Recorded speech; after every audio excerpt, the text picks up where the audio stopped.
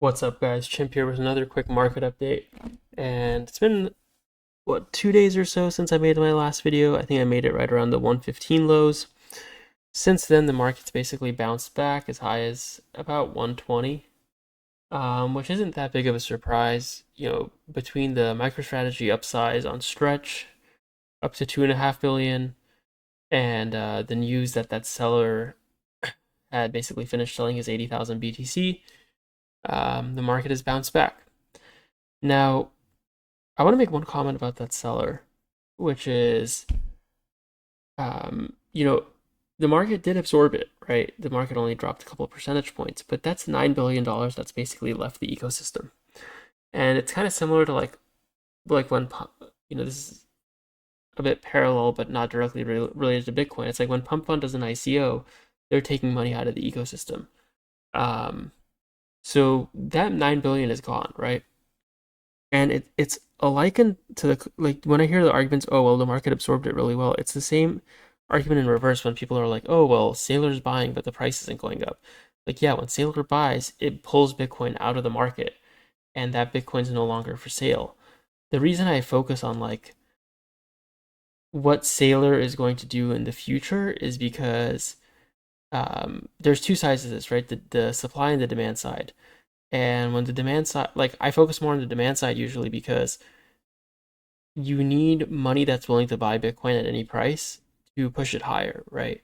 And that's why, like, when you look at how much money is kind of left to buy at any price, at least in the immediate term, you have Sailor with about 2.5 billion. You have Mara with, let's just call it a billion. It's a bit less. And then I think Naka has 750 million, if I'm not mistaken. So you have like about $4.5 billion in the pipeline in terms of purchases. Now, I don't know how much of that flow is front ran because, in my opinion, that sell flow is front ran. So it's very possible, like this move from 115 to 120, and I'll talk about the leverage situation in a second. Like it's possible at least a decent amount of that demand was front ran, and so let's look at the leverage situation. So I've been making these videos. I've been kind of sounding the alarm that I think the leverage is rather high. And the first time we got to about 123, open interest was at 90 billion. And a couple days ago, I made a video saying like, look, open interest. Actually, I guess it was a week ago at this point. Open interest was at 105, and at the lows, it had wiped out about 10 billion. We're now basically right back at the highs, right? So leverage is only increasing in this market, and I don't think that's a good sign. I think if anything, like people have viewed this combination of MSTR buying and the whale selling as reasons to get more bullish, as to leverage more. And I think it's a big risk in the markets. So again, I don't with Sailor buying, maybe it just pushes us up more first, right? But I'm sort of viewing the market in terms of fragility, right? Like what are the elements of fragility in this market? At 80K, there was very few elements of fragility. I think this is like a major element of fragility where if shit hits the fan, like a lot of things could go wrong. So this leverage situation, in my opinion, is not great. Um, I think people are getting more comfortable with putting on leverage. People like, and actually, let me pull up something. I didn't actually initially plan on talking about this. Let me see if I can pull this up. Uh, okay, good. Let me do it. Okay, here we go. This is a heat map of liquidations on Hyperliquid, and you can see like if price drops about 100K, you have about 10,000 BTC in liquidations waiting to be hit. On the flip side, let's just say 135, let's just take a symmetric range, 140 actually. There's only about 6,000, right? Like, so when you look at this, like, you basically have one big, like, short position that could get hunted if we go to about 125 there. But you have a shitload of longs sitting between 100 and 108 that are just, like, gonna get liquidated if we go down. And this is just a sign of the times, right? Like, this to me is this to me is like people being very comfortable being in leverage, risks feel muted, like, hey, we only went down to 115, like, and I think that again, this is like, do we go down today? I don't know, like maybe, maybe not, but again, it's like an element of fragility. I want to show you ETH in particular, and I've been an ETH bull, like ETH BTC bull. People have asked me like, should I short ETH? I always tell them no. I still would lean that way, but just an observation, which is like, if you look at the open interest on ETH, like it peaked at about 6.4 million units, dropped to about 5.7. It's back to 6.4, right? So open interest on ETH is, and before this pump began, we were sitting at like 5.3 or whatever, but like basically you have about 700,000 ETH worth of positions that have opened while the price is sat between 3,600 and 3,900. So I think that sort of adds an element of potential risk with ETH. Now, like I said, I wouldn't be shorting this because I think ETH has been in such a bear market for 2 years, that like ETH BTC in particular, that it's a risky business. Let me put it that way. And it wouldn't surprise me if it continues to have its strong momentum, just because of the fact that it's been like in this downtrend for 2 years. Now, let's talk a little bit about like how alts have performed. And some alts have, like, you've had runners, right? Like clearly some have made new all-time highs, like SPX. But other alts like clearly are struggling, right? And this is a sort of, if you actually go back to December, January, like this is kind of what happened. Like a lot of alts actually topped before Bitcoin did. And like look at XRP, for example. XRP hit 3.7, it dumped down to 3, and now it's like making a lower high, right? Whereas other alts like SPX, I'm sure people can think of other names as well. Again, making new high. You have random runners like Vine. So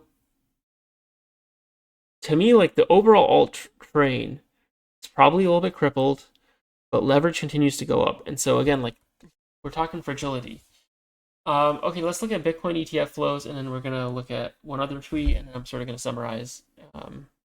Keep the video a little bit on the shorter side. So again, the week before we had massive ETF flows. Even the week before that, right? So we've had 2 weeks prior to the last week that were insane ETF flows. This past week has been a lot more muted. Now we ended the week sort of on a higher note, but again, like these flows went up one way from October to December, like for 2 months, and then they basically slowed down, chopped around, and then like eventually you got some decent outflows as well. We've been going up for almost 3 months now, and so again, like this money, like some of it can come out. I don't know if it's 25% or 50%, but if you get any sort of equity correction, like I expect some of this money to come out. And so again, like the ETFs are kind of two-sided, right? Like when Saylor buys, he's more of a one-sided risk because like, yeah, he could be liquidated, but his odds of being liquidated are pretty like low in the short term. Like he's not going to sell Bitcoin in the next 2 weeks, but the ETF buyers can buy Bitcoin and they can turn around and sell it. And we've seen that in the past. And so I think it's a two-way risk, and something again to be cautious of. Now, if you want to see like any more signs of like, hey, like people are saying like, oh, we're not even close to a top, dude. I don't know how many of you guys remember this Quant guy. He literally launched a token, he rug pulled his followers on stream, and then it pumped to like crazy dollar amounts, and that was like a fucking like warning sign, right? Now you have him coming back and saying like, oh, Meow and I are cooking, right? And like, you can read the community notes. Apparently, it's not like fully legit or whatever. But again, do you have these scammers show up at the lows? No, like these are opportunists, and so they show up like when the money's hot, when the money's flowing. And again, like in my opinion, just another sign of the times, another sign of a potential, area to be cautious. Okay, so let me summarize my thoughts, and let's end with that. So we know there's a couple billion in demand that's coming in probably this week. How much of that was like bridge financed where Saylor front ran it? How much, were OTC desks front running it in anticipation? It's unclear. So realistically, probably a good amount was front ran. So we should see like some price impact to the upside, but nothing too insane. Best case scenario, it pushes us up a decent amount. Again, like I said, like between Saylor and Mara, it should be about, I might be doing my math wrong here, but let's just call it 25,000 Bitcoin worth of buy pressure. So that should at least push us a couple percentage up. But once those are done, who are the next buyers? I don't know. And so, like, does the market get smart? Do people start thinking about this? It's hard to say. So low time frame, I could see up, I could see down. I don't think I see us going up a lot, but I could see us going down a lot at some point. So mid time frame, I'm still pretty bearish, pretty cautious, because again, you have a lot more like potential risks, like open interest up, like all these scammers going up, like popping up out of the woodwork. ETFs could potentially like, deleverage, etc. So a lot of these to me are like reasons to be more concerned. And I think like upside is, you have to keep getting like this new inflow of demand, and I think it's going to be difficult. I want to talk a little bit about in this video also about the MicroStrategy, like all the preferreds and sort of the math behind them. I was running sort of the numbers over the weekend, but didn't want to make this video too long, so maybe I'll push that to the next time. I don't think it's that urgent to go over it anyways. But yeah, if anyone has any questions, anyone wants me to go over anything in the future, please leave it in the comments. And until next time, take care, everyone.